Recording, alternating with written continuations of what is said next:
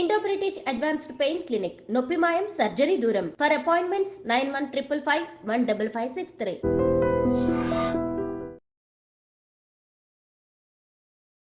Namaste, welcome to iDream Inside Politics with Kavita.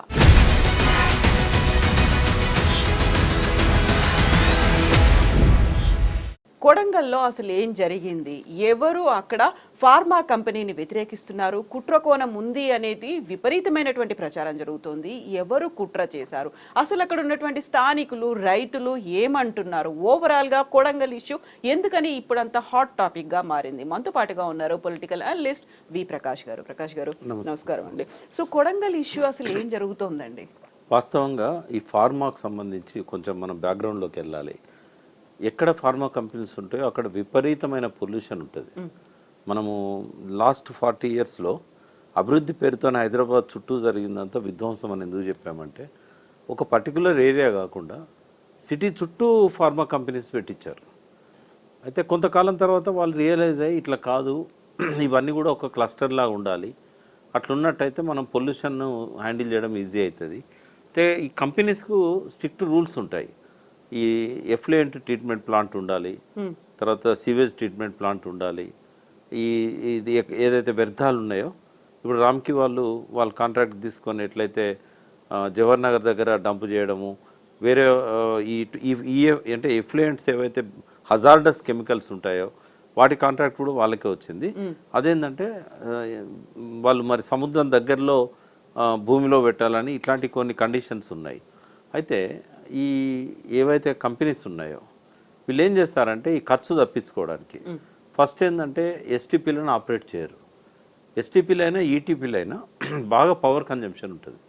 అయితే ఆ bills save చేసుకోవడానికి ఏం చేస్తారంటే బోర్వెల్ వేసి ఆ బోర్వెల్లో వదిలేస్తారు, మొత్తం భూగర్భంలోకి వదిలేస్తారు.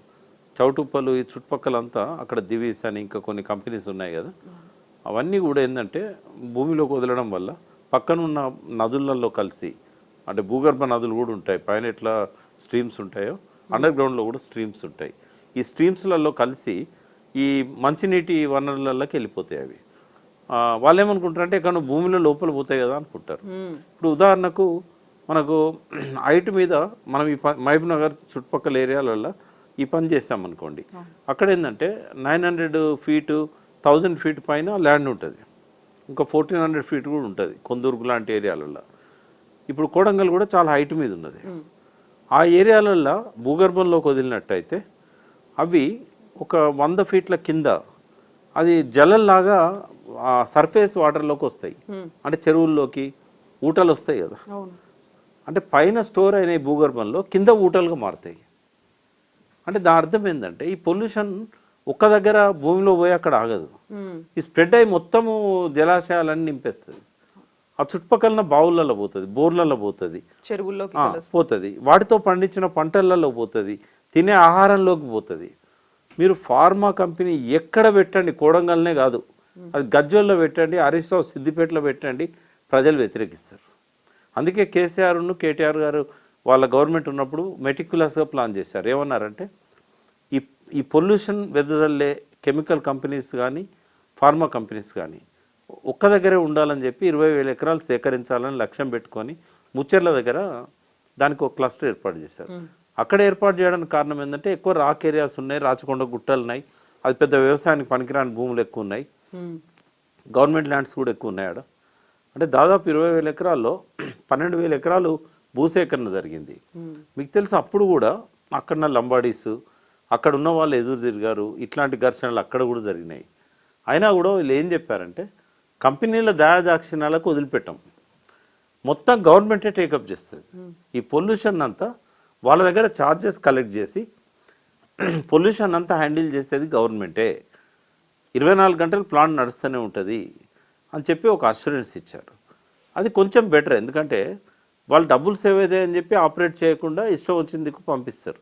మూసి కాలుష్యం కావడానికి ప్రధాన కారణం ఏంటంటే ఈ రాత్రిపూట 1 గంటకు 2 గంటలకు ఈ ట్రక్కులలో తీసుకుపోయి వ్యర్థ జలాలు వ్యర్థ పదార్థాలు నేరుగా మూసిలకు మరిస్తారు.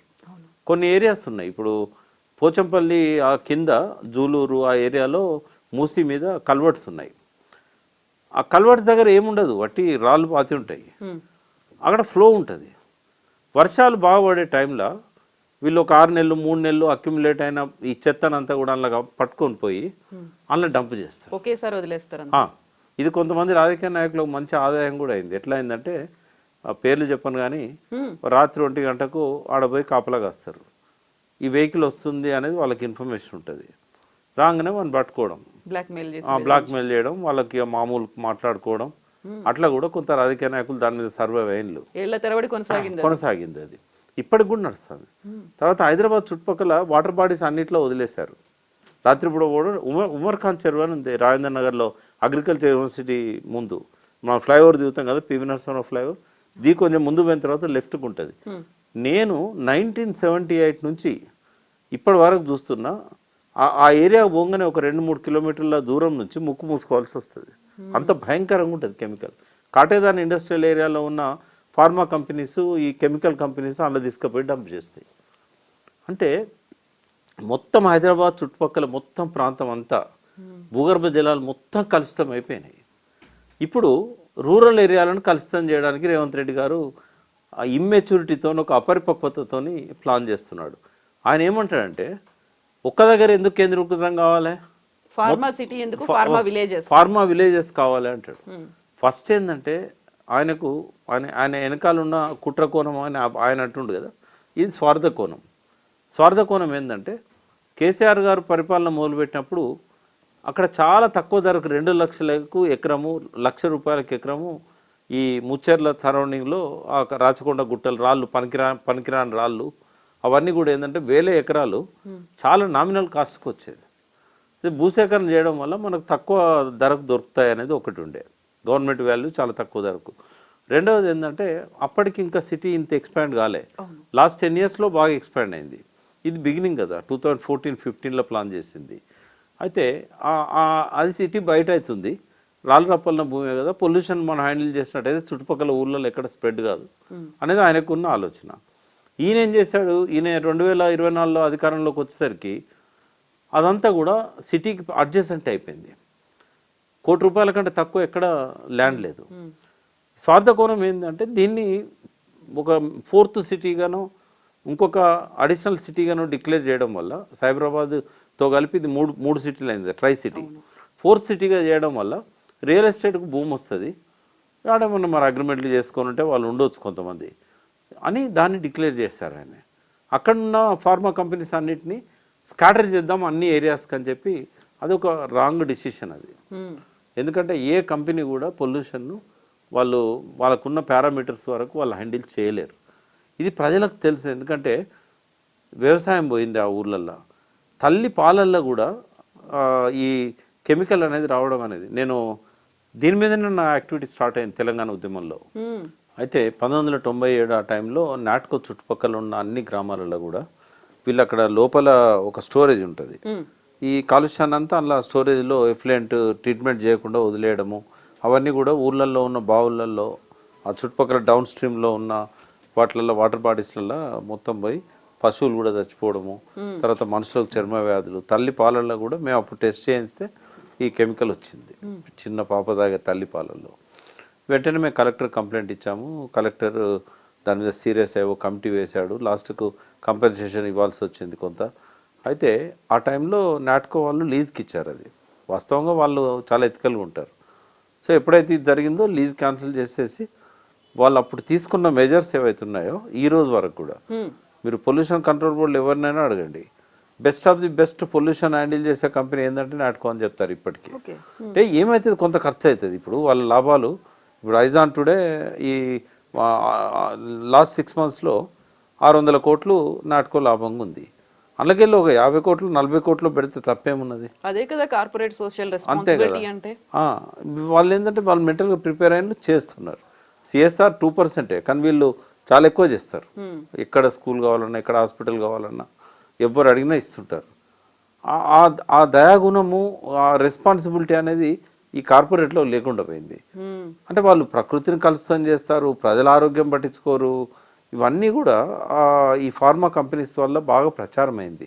హైదరాబాద్ చుట్టుపక్కల చాలా అనారోగ్యం ప్రజలలో రావడానికి జిడిమెట్ల, ఈ పాషమైలారం, ఈ చుట్టుపక్కల అంతా కూడా అయితే ఇప్పుడు వాళ్ళకి తెలుస్తుంది కదా ఇవాళ రేపు టీవీలు, తర్వాత చెరువుల్లో చేపలను చచ్చిపోయి పైకి తేలడము, వాటిని క్లోజ్ చేయడం ఆ ఇండస్ట్రీస్ని. కేసీఆర్ గవర్నమెంట్ ఉన్నప్పుడు ఇటు వెస్ట్ సైడ్ జీడిమెట్ల, ఈ పటాన్ చెరువు సైడు చాలా ఇండస్ట్రీస్ని క్లోజ్ చేశారు. పటాన్ చెరువులను అయితే దాదాపు 30 ఏళ్ళ కిందనే వోల్టాస్ ఎరువులు తయారు చేసే కంపెనీ ఆ నక్కవాగులోకి ఆ కాలుష్యాన్ని వదిలితే అది మంజీరాలో పోతే మొత్తం నది పొడుగుతా ఇప్పటికి కూడా ఆ నీళ్ళతో పంటలు పండించుకుంటే తినలేం మనం. ఆ బియ్యం అంతా అన్నం ఉడికేటప్పుడు పచ్చగా అయిపోతుంది.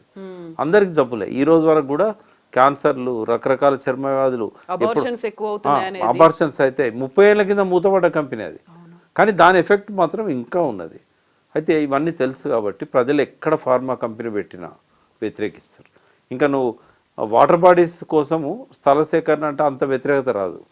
ఏదో కొద్దిగా కంపెన్సేషన్ ఎక్కువ డిమాండ్ చేస్తారు. కొంతమంది ఆ మమకారంతో పోమా అని అంటారు, అక్కడ గొడవ చేస్తారు. బట్ ఫార్మాది వ్యతిరేకించడంలో ఒక అర్థం ఉంది. ఇదివరకు ఇట్లా జరిగింది కాబట్టి మా ఆరోగ్యాలు ఖరాబ్ అవుతాయి, చుట్టుపక్కల ఆరోగ్యాలు ఖరాబ్ అవుతాయి. వాళ్ళు ఎక్కడ పోతారు ఇప్పుడు? అక్కడ డబ్బులు తీసుకొని పక్కకే పోతారు వాళ్ళు. వాళ్ళు ఇంకా 100 కిలోమీటర్లు అయితే పోరు కదా, పరిసరాల్లోనే మళ్ళీ ఉంటారు వాళ్ళు, వాళ్ళ పొలాలు ఉంటాయి. అయితే ఇటువంటి కారణాల వల్ల జరిగిందే తప్ప కొడంగల్ది. దాని వెనకాల డిగ్ చేసి పొలిటీషియన్స్ ఉన్నారు, ఒక కాన్స్పిరసీ ఉంది, ఏదో పార్టీ ఉంది, ఆ పార్టీ కార్యకర్త ఉన్నాడు, ఇట్లా చెప్పడం అనేది కరెక్ట్ కాదు. కావాలని చెప్పి దాన్ని ఇంకో పార్టీ మీద తోసేయడానికి అదొక బహానా. కొడంగల్ సీఎం కాన్స్టిట్యున్సీ కాబట్టి ఆయన జీర్ణించుకోలేకపోతున్నాడు. ఒక ఆఫీసర్ను కొడుతున్నట్టుగా విజువల్స్ అన్నీ ప్రచారమైనాయి. కలెక్టర్ను కొట్టకపోయినా అక్కడ పోయిన స్పెషల్ ఆఫీసర్ను షర్ట్ జింపేయడము, ఇవన్నీ పెద్ద పెద్ద ఫోటోలు వచ్చినాయి. కాబట్టి తన పరువు కాపాడుకోవడానికి ఒక శత్రు దేశం మీద దాన్ని ఏం ఆపరేషన్ అంటారు, సర్జికల్ స్ట్రైక్ చేసినట్టుగా అర్ధరాత్రి 11 తర్వాత కరెంట్ ఆపేసి, ఇంటర్నెట్ ఆపి, ఇంటింటికి పోయి తలుపు కొట్టి బెడ్రూమ్లలో ఉన్న లాక్కొచ్చి, ఇది ఏందమ్మా ఇది? అది ఒక సీఎం కాన్స్టిట్యున్సీలా కొట్టినందుకు పరువు పోలే, ఈ రకంగా ప్రజలను హింసించినందుకు ఈ ప్రభుత్వం పరువు పోయింది. అంత ఇమ్మెచ్యూర్డ్గా రేవంత్ రెడ్డి వ్యవహరిస్తాడని నేనైతే అనుకోలేదు. అది చాలా మాయని మచ్చ అవుతుంది ఆయన కాన్స్టిట్యున్సీలో జరుగుతున్నది. కాబట్టి అదైతే అందరం ఖండించాల్సింది. రెండవది, ఆ ఊరు అన్నప్పుడు ఊర్లో ఖచ్చితంగా ఓ 10 మంది ఓ పార్టీ, 10 మంది ఓ పార్టీ ఉంటారు. వాడు అరెస్ట్ అయిన వాళ్ళ వాడు ఉన్నాడో లేడో తెలియదు, బట్ వాడిని పట్టుకొచ్చి వీడి పార్టీ, వీడి కేటీఆర్ని కలిసిండు, ఇట్లా ఈ రకంగా చెప్పడం అనేది ఏదైతే ఉన్నదో కరెక్ట్ కాదు. నరేందర్ రెడ్డిని అరెస్ట్ చేయడం కూడా కరెక్ట్ కాదు. ఆ విషయంలో ఆయన ఇంకా బీఆర్ఎస్లో ఉన్నాడు కాబట్టి, ఇప్పుడు వాళ్ళ అన్న మహేందర్ రెడ్డి కాంగ్రెస్లో పోయిండు, ఆయన విప్ అయిండు. ఎలక్షన్లప్పుడు కూడా వీళ్ళు మరి నాకు తెలిసి మహేందర్ రెడ్డి అయితే వెన్నుపోటు పొడిచాడు తమ్మునికి. నేను చెప్పాను కేటీఆర్ గారికి ఒక 10 రోజుల ముందు, అన్నే తమ్మునికి సపోర్ట్ చేస్తలేడు అంటే కేటీఆర్ గారు నాతోనే ఉన్నాడు, తమ్మునికే కాదా పక్కనున్న ఏ కాన్స్టిట్యున్సీలో కూడా ఆయన సపోర్ట్ చేయట్లేదంటే మరి అటువంటి వానికి ఎందుకు మంత్రి పదవి ఇచ్చారు మీరు అని నేను అన్నాను. అప్పుడు మంత్రి పదవి ఇచ్చారు కదా 4 రోజుల ముందు. అంటే ఆ ఫ్యామిలీ అంత దగ్గరగా ఉంది. నరేందర్ రెడ్డిని ఎందుకు అరెస్ట్ చేశారంటే టీఆర్ఎస్ని ఇంప్లికేట్ చేయడానికి. నరేందర్ రెడ్డికి ఆడ సంబంధం ఏంది అంటే కార్యకర్తలు ఉన్నారు అక్కడ, బీఆర్ఎస్కి ఆయనే లీడర్ ఇప్పటికీ.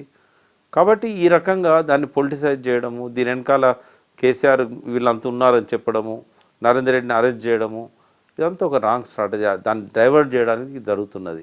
ఆ ప్రజల తిరుగుబాటును పొలిటికల్ రంగు పూసి డైవర్ట్ చేయడానికి జరుగుతున్నది. గ్రామసభ తీర్మానం చేయకుండా అక్కడ ఏ నిర్ణయం తీసుకున్నా కూడా అది తప్పు. కాబట్టి ఆ ఆలోచన మానుకోవాలి. 4th సిటీ నువ్వు చేస్తే చేసుకో, కానీ ఎక్కడనో దూరంగా పనికిరాని భూములను తీసుకొని ఫార్మా కంపెనీస్ కోసం ఇవ్వాలి తప్ప మళ్ళీ నువ్వు ఊరూరా ఫార్మా కంపెనీలు పెడతానంటే అన్ని ఊళ్ళల్లో కూడా ఇదే పరిస్థితి వస్తుంది. ఇప్పుడు ఇటువంటి నిర్వాసితుల పక్షాన కొట్లాడిందే రేవంత్ రెడ్డి కదా. అక్కడ మల్లన్న సాగర్ దగ్గర పోయి రోజుల కొద్ది క్యాంపులు పెట్టి, మరి నీకు ప్రతిపక్షంలో ఉన్నప్పుడు నీది ఒక విధానం, ఇప్పుడు మళ్ళీ ఇంకొక విధానం. అంటే జనం అర్థం చేసుకుంటారు ఇది ద్వంద్వ విధానాన్ని రేవంత్ రెడ్డి అనుసరిస్తున్నాడు అని. ఒక సీఎం పొజిషన్లో పోయినాక ఈ రకంగా బిహేవ్ చేయడం అనేది అది కరెక్ట్ కాదు. ఆయన తన పద్ధతి మార్చుకోవాలి. ఈ ఫార్మాల కోసం స్థలాల సేకరణ మాత్రం ఎక్కడ చేయకూడదు. ఇప్పుడు ఎందుకు మన భారతదేశమే, అందులో పర్టికులర్గా తెలంగాణనే ఫార్మా క్యాపిటల్ అయింది ప్రపంచానికి అని అంటే, ఏ దేశం కూడా వాళ్ళ దేశంలో మట్టిని కలుషితం చేయడానికి, నీళ్ళని కలుషితం చేయడానికి వాళ్ళు ఒప్పుకోరు. వేటు పడుతుంది. వీళ్ళంతా సంతకాలు చేస్తారు. భారతదేశం కూడా యునైటెడ్ నేషన్స్లో ఈ గోల్స్ ఉంటాయి కదా, SDG గోల్స్, వాటిలల్లో ఇవన్నిటికీ వ్యతిరేకంగా సంతకాలు చేశారు. వీటిని ఆపుతాం, మేము పర్యావరణం పరిరక్షిస్తాం, మంచినీటిని శుభ్రంగా ఉంచుకుంటాం, ఇవన్నీ. మరి నువ్వు చేసేది ఏంటి, చెప్పేది ఏంటి? ఇప్పుడు ఆ దేశభక్తి అనేది పోయింది ఎప్పుడో.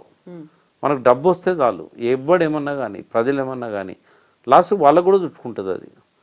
ఇవాళ రేపు ఏ పొలిటీషియన్ 100 ఏళ్ళు బతుండమ్మా? మరి వాళ్ళ కుటుంబాల మీద, వాళ్ళ హెల్త్ మీద ఎఫెక్ట్ అవుతుంది కదా. కాబట్టి ఈ ఆలోచన మానుకోవాలని రేవంత్ రెడ్డి గారు కోరుతున్నా. ప్రపంచంలో చాలా దేశాలు ఉన్నాయి. ఇప్పుడు ఉదాహరణకు మన దగ్గర భూమి తక్కువ ఉంది, జనాభా ఎక్కువ ఉన్నారు, ప్రపంచంలోనే నెంబర్ 1 జనాభాలో. భూమి చూస్తే చాలా తక్కువగా ఉంది. మొత్తము ఉన్న భూమిలో మన చాలా తక్కువ పర్సెంటేజ్ భారతదేశానికి. కెనడా చూసినా, లేకుంటే రష్యా చూసినా, ఇంకా వేరే అమెరికా చూసినా విపరీతంగా ఉంటుంది ల్యాండ్. అటువంటి దేశాలలో ఫార్మా కంపెనీస్ పెట్టుకోవాలి, గ్లోబల్ కంపెనీస్. ఓన్లీ ఎక్స్పోర్ట్ చేయడం వల్ల కొంచెం టైము, కొంచెం లాజిస్టిక్స్ కాస్టు. భారతదేశం ఏంటంటే జనాభా ఎక్కువ ఉన్న, రోగాలు ఎక్కువ వస్తాయి కదా. ఇక్కడే తయారు చేసి ఇక్కడనే మందులు ఇవ్వాలి. పెద్ద మార్కెట్ ఫార్మాకు. మనమే చేసి గ్లోబల్ గా అందరికీ ఇచ్చామని చెప్పుకోవడం తప్పది. ఈ ఫార్మా అనేది గర్వకారణం కాదు, ఫార్మా అనేది వినాశనం, ఫార్మా అనేది అభివృద్ధి కాదు, ఫార్మా అనేది విధ్వంసం. కాబట్టి ఫార్మా కంపెనీసే ఒకవేళ గవర్నమెంట్ ఒక దగ్గర పెట్టి మేము హ్యాండిల్ చేస్తామన్నా కూడా సాధ్యం కాదు. ఎందుకంటే ప్రభుత్వం తరఫున నిర్వహిస్తున్న ఏ సంస్థ కూడా చిత్తశుద్ధితో చేయడం లేదు. ఉదాహరణ మూసీ మీద ట్రీట్మెంట్ ప్లాంట్స్ ఉన్నాయి, ఎక్కడ నడుస్తున్నాయి? జిహెచ్ఎంసీ వాళ్ళు పర్మిషన్ ఇవ్వడానికి కండిషన్ ఏం పెడతారంటే, గేటెడ్ కమ్యూనిటీస్ కానీ అపార్ట్మెంట్స్ కానీ మీరు ఎస్టీపీలు మీరే పెట్టుకోవాలంటారు. ఎస్టీపీ పెట్టి ఆ స్లడ్జ్ అంతా తీసుకుపోయి పక్కనున్న చెరువులో పోస్తారు. ఏ ప్రభుత్వ వ్యవస్థ సక్రమంగా పనిచేస్తుంది? ఎవరు మానిటర్ చేస్తారు? అందుకే ఈ ఫార్మాసే మనకు అవసరం లేదు. ఇప్పటికే చాలా విధ్వంసమైన తెలంగాణ. ఈ ఫార్మా వాటితో ఇంకా విధ్వంసం చేయకూడదు. కేసీఆర్ కూడా ఎక్కడ కేకువాక్ కాలే. ఇప్పటికీ ఆయన దిగిపోయేదాకా కూడా ఆ గ్రామాలలో ప్రజలు వ్యతిరేకించారు. చూడండి, హైదరాబాద్ మొత్తము టీఆర్ఎస్ వచ్చింది, ఆ కాన్స్టిట్యున్సీలో మాత్రం కాంగ్రెస్ వచ్చింది. మల్లెడ్డి రంగారెడ్డి కాన్స్టిట్యున్సీలో కొన్ని గ్రామాలు వస్తాయి అవి. అంటే నీ ప్రజల వ్యతిరేకత కేసీఆర్ దిగిపోయేదాకా ఉందాడ. ఫార్మాసిటీకి వ్యతిరేకంగా చాలా కోర్టు కేసులు అయినాయి, చాలామంది ప్రతిఘటన చేశారు, ఎన్నో రోజులు ధర్నాలు చేశారు, అరెస్టులు అయినాయి. మరి ఒక్క రేవంత్ రెడ్డికే ప్రతిఘటన రాలే కదా. అప్పుడు ఏమన్నా కాంగ్రెస్ను బ్లేమ్ చేసిండా కేసీఆర్? కాబట్టి ఇది రాజకీయాలకు అతీతంగా చర్చించాల్సిన అంశం తప్ప టీఆర్ఎస్ను బ్లేమ్ చేయడం, నరేందర్ రెడ్డిని అరెస్ట్ చేయడం, ఇదో ముద్ర వేయడం కరెక్ట్ కాదు. రేవంత్ రెడ్డి తన పాలసీనే మార్చుకోవాలి. 4th సిటీ పెట్టి బాగుంది, కానీ ఫార్మసిటీ వద్దు. వెరీ ఫస్ట్ టైం, ఇప్పటిదాకా ఎప్పుడు జరగలేదు అలా కలెక్టర్ మీద దాడి జరగడం అనేది.